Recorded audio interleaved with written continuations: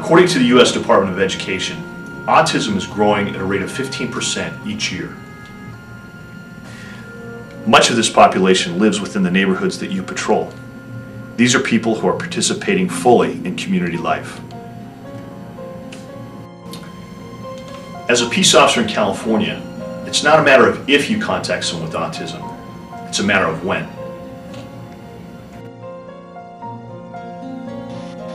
Autism is a developmental disorder that is usually apparent by about age 3. It's marked by difficulties in communication skills, social interactions, other behaviors such as play or leisure activities. Autism is a social communication spectrum disorder. That means when we see a person with autism, he's going to have deficits in both social relatedness and communication. There is no physiological appearance difference in somebody with autism. They won't announce themselves, for example, as somebody with Down syndrome. So it is important that you're very, very in tune with the behaviors. For example, if you come upon a scene and you notice that the person seems non-responsive, that's one of the indicators of somebody that perhaps has autism. It also may be an indicator of something else. So you look at other things too. Are they engaging in repetitive movements? That's another common indicator of somebody that perhaps is autistic, where they're flapping their hands or rocking back and forth. They may not respond to you when you call out to them.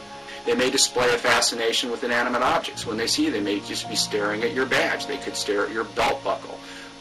Any number of things can occur that tell you that things just don't seem like a normal contact.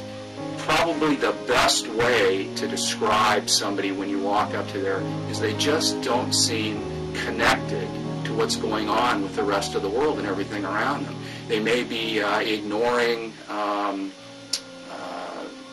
traffic problems. They may be, at risk because they don't perceive the danger that others would just naturally perceive in the environment.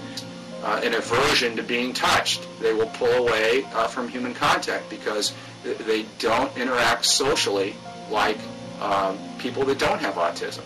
They are very sensitive to sensory input of all sorts. Sensitive to noise. They're sensitive to touch. People with autism don't pick up on social cues, and they often misinterpret social cues.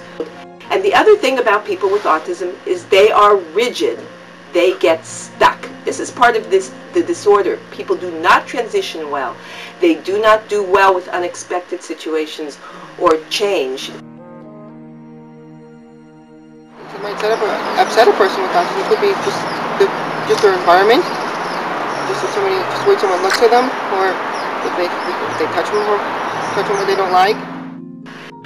People with autism also have difficulty self-regulating, and once they blow, often they're not able to self-regulate and calm themselves down.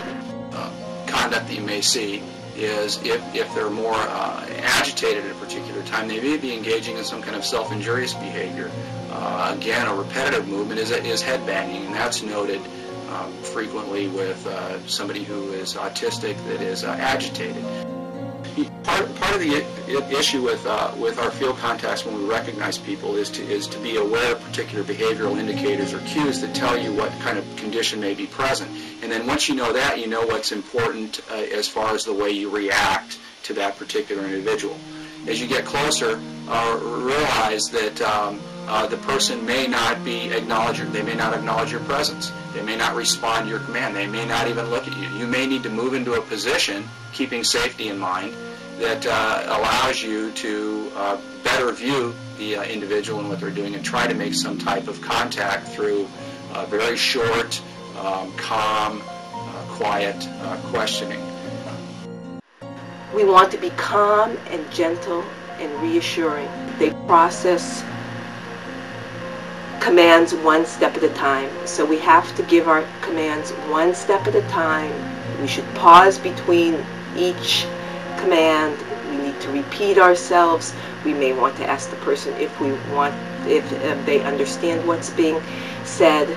And we also want to reassure the person that they are safe and that we are not going to hurt them. And we have to understand that to be in a new situation where they don't know what's going to happen is a person with autism's nightmare.